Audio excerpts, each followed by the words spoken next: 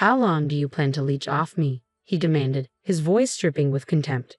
Though I had anticipated this confrontation, the idea of selling all our belongings seemed absurd. I couldn't fathom how the money from such actions could be of any real value. The term leech was especially unacceptable. Was I really leeching off him? How could he even use such a word? With a dismissive laugh, I looked at him with disdain and calmly declared, "Then I'll leave." His eyes widened in surprise. "Are you serious? Don't blame me if you regret it. And make sure you take the kids with you." He doubted my ability to make it on my own, but I met his gaze with unwavering confidence. "There's nothing for me here anymore. I can live on my own strength. You'll be the one with regrets." My name is Rose. I'm a 40-year-old housewife who married young at 22 and had my first son at 25. Before I knew it, I was blessed with 5 children. The oldest is now 15, and the youngest is 7, making our home bustling with energy. Managing the household's vibrancy has become part of my role, but it's a challenge to keep from being overwhelmed by the children's liveliness. My husband, Ken, is 2 years older than me. We dated through college and married shortly after graduation. He came from the countryside, simple and kind, and I fondly remember introducing him to city life. After graduation, Ken started working at a real estate company, and I joined a furniture manufacturer. Shortly after, he proposed, and we started a family. I quit my job after our first child and focused on raising our growing family. Ken's success in sales seemed promising, and his income provided a sense of security. Little did I know that trouble was brewing in our marriage. Around 7 years ago, when our youngest was born, Ken's attitude began to shift. His once stable job started faltering due to stagnation in housing sales, exacerbated by rising living costs. Late nights became the norm, and coming home after midnight was routine. "There's no bonus this year. How are we supposed to get by?" he vented, frustrated with his company and superiors. "It's impossible. That guy's all about the numbers and doesn't understand the essence of selling houses. I'm sick of it." In these times, all I could do was stay out of his way and support him quietly. "Rose, you should be more grateful. I'm the one supporting you," he said, his anger directed at me. I trembled in fear. "I am grateful," I replied. "But if that's the case, can't you cook better? Your cooking lacks flavor and isn't delicious." "I thought too much seasoning might be bad for health," I responded. "Shut up. I'm the most important person in this house. Are you defying what your husband says?" he snapped. Overwhelmed by his rough demeanor, I reluctantly added more seasoning to the dish. Ken, once gentle and appreciative, had become arrogant and demanding. His pride in supporting the family had twisted his character. As I stood in the kitchen, anxious about our future, I wondered what could be done. His stubbornness and sense of superiority seemed to be growing with age. 7 years have passed, and Ken's behavior has only worsened. "Hey, wash my clothes quickly. Can a full-time housewife even manage that?" he barked. "Is dinner not ready yet? It's only natural to prepare a meal before the master of the house returns. How many times must I say it for you to understand?" Despite being overwhelmed with household chores and caring for the children, Ken's complaints never ceased. "I'm tired from working," he would say. The economic downturn had affected his workplace, with performance fluctuating and some colleagues being laid off. His salary, stagnant for years, had not increased. Meanwhile, our expenses grew with the children's needs and desires for new games and cell phones, leaving me feeling increasingly burdened and unappreciated. While I didn't grant every request, I did make sure to buy what the children wanted for Christmas. I'm grateful for the courage I had back then when Ken's company began to struggle around 7 years ago. As a full-time housewife, I found a hobby that brought me daily joy, and unexpectedly, it started generating income. What began as a way to vent my frustrations with Ken's blaming has surprisingly become a significant source of financial support for our family. Life is unpredictable, and having my own source of income has made me appreciate being able to purchase things I want with my own money.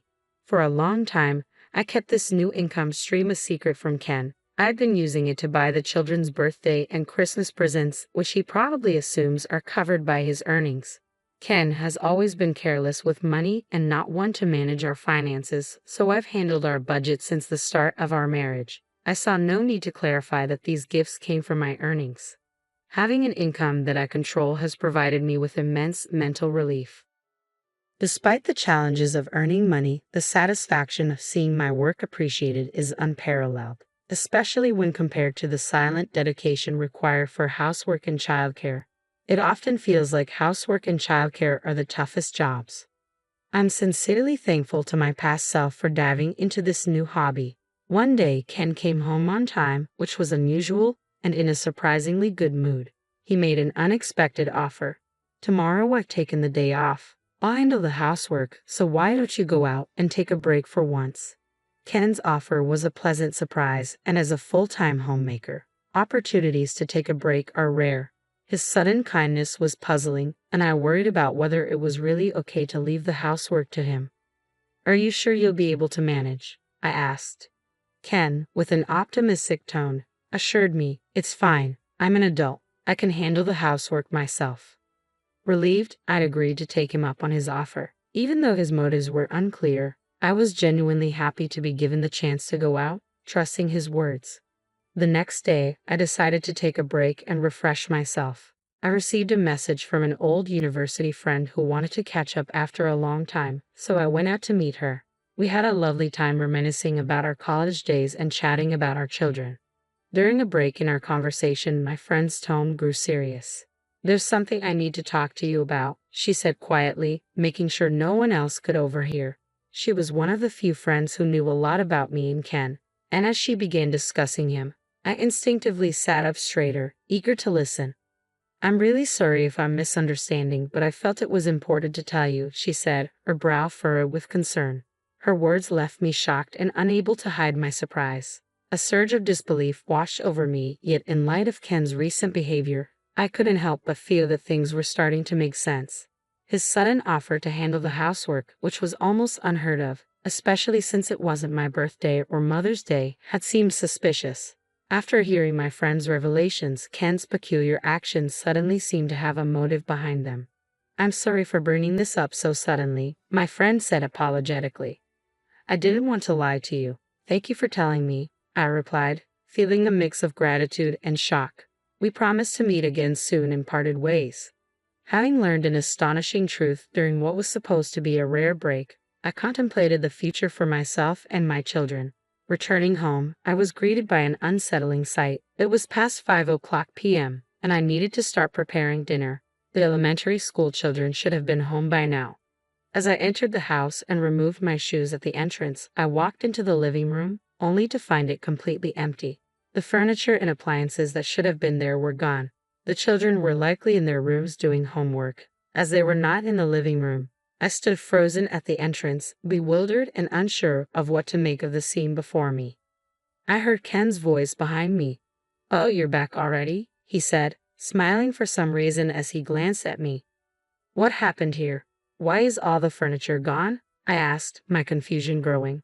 Ken sighed heavily before responding. The furniture was just in the way, so I sold it all. His casual reply only deepened my confusion. Why would you suddenly decide to sell everything? The furniture and appliances were part of our home, I said, trying to grasp the situation. Ken shrugged. I needed the money. I bought those things with the money I earned, so it's my right to do whatever I want with them. I nodded, acknowledging that he had a point, but added, yes, that's true, but we're married. Such decisions usually involve consulting with your partner. Ken's cold gaze and disdainful tone made my head spin. How long do you plan to leech off me? He said with a laugh, as if looking down on me. I have feared that something like this might happen one day, but selling all our belongings felt like madness. I couldn't understand how he could place any value on the money from such actions, and the term leech was particularly hard to accept. Am I leeching off you? I asked, my voice steady. How could you even use that word? With a look of disdain, I calmly declared, then I will leave this place. His eyes widened in surprise. Are you serious? Don't blame me if you regret it. And make sure you take the kids with you, he said, doubting my ability to manage on my own. I looked back at him firmly, confidence in my voice. There's nothing for me here anymore. I can live on my own strength. You'll be the one with regrets. Turning on my heel, I headed toward the children's rooms. What's wrong, Mom? Are we moving? They asked, each of them surprised by the sudden news. The younger ones, not fully understanding the situation, bounced around excitedly at the thought of a move. With almost nothing left to pack, we left the house quickly. What about Dad? One of them asked. Dad will stay behind, I replied. Our youngest, just 7, seemed to sense something about his absence but chose not to ask any further questions. I found a hotel that could accommodate all 6 of us and decided to spend the night there. The children were thrilled at the prospect of a rare hotel stay, and their excitement made the experience feel less daunting. We enjoyed our night and eventually drifted off to sleep. The next day, after dropping the kids off at school, I headed to a real estate agency, motivated by the recent upheaval to find a more spacious home. I bravely inquired about purchasing a tower apartment. The agent showed me several options, and I ultimately decided on a luxurious tower mansion worth $1 million. It was newly constructed and ready for occupancy within a week, which made my decision easier. After finalizing the purchase, I busied myself with arranging the loan and managing various tasks related to the move. Despite the whirlwind of activity, I felt a surge of excitement about this fresh start. It had been years since we had last moved, and the prospect of living in a hotel for the next week felt like a thrilling adventure. The children seemed to enjoy it as well, which was a relief. On the day we moved into our new high-rise apartment, we arrived empty-handed, but the children were awestruck. "Wow, is this our new home?" they exclaimed. "It's amazing. It's so spacious." They eagerly began exploring the new space with wide-eyed curiosity. The property boasted excellent soundproofing, making it a comfortable living environment for our large family. Breathing in the fresh air of our new home, I felt a renewed sense of purpose and excitement about starting over. In the following days, we gradually acquired furniture and set up our living space. The children quickly adapted to our new life, enjoying the stunning night views from our windows. I felt a newfound freedom compared to when I had been living under Ken's influence. One Sunday, 2 months after moving in, I was relaxing with a cup of tea in the living room when the intercom rang. At that time, the children were happily playing in their rooms, and I couldn't help but feel a sense of contentment in our new beginning. I answered the intercom and was startled to see Ken's face on the monitor.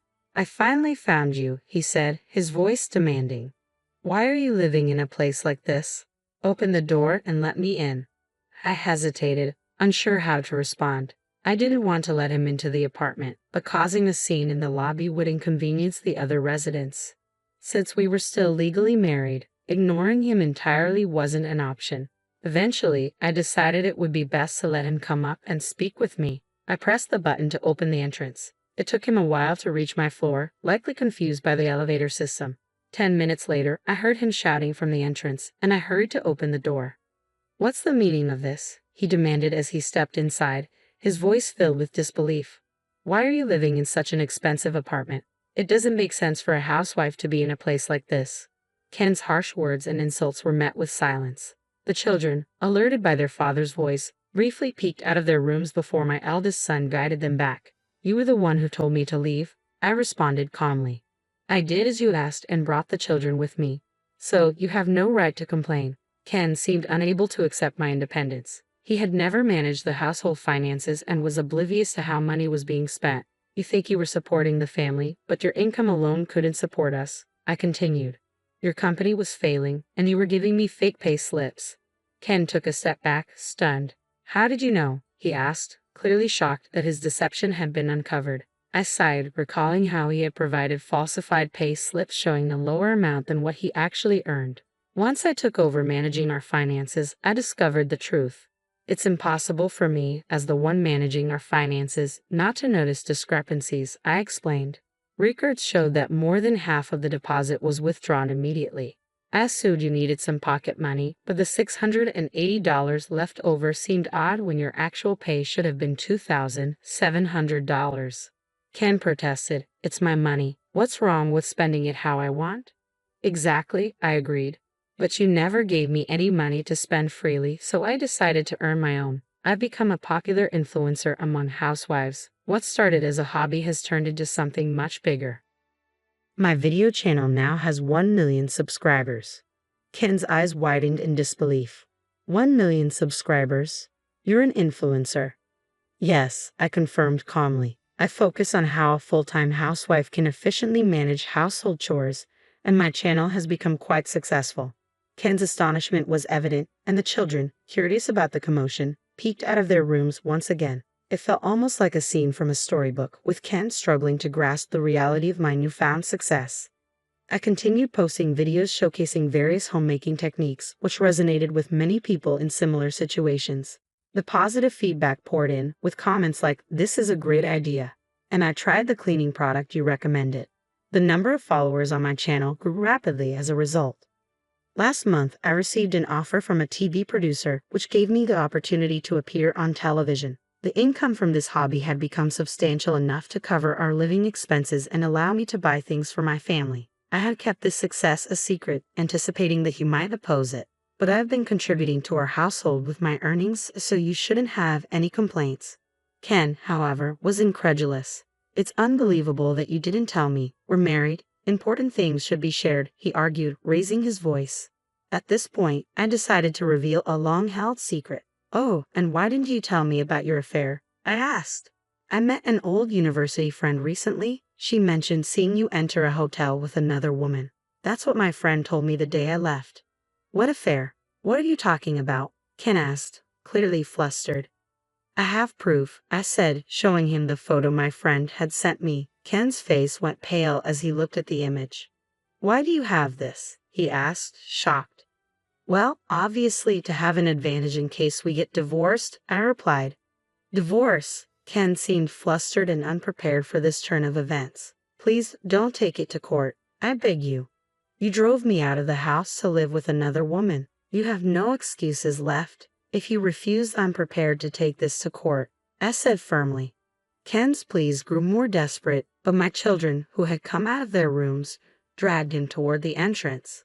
They, too, had lost trust in him. I couldn't help but laugh at their determination. Together, we successfully ushered Ken out of the apartment, applauding loudly as he left.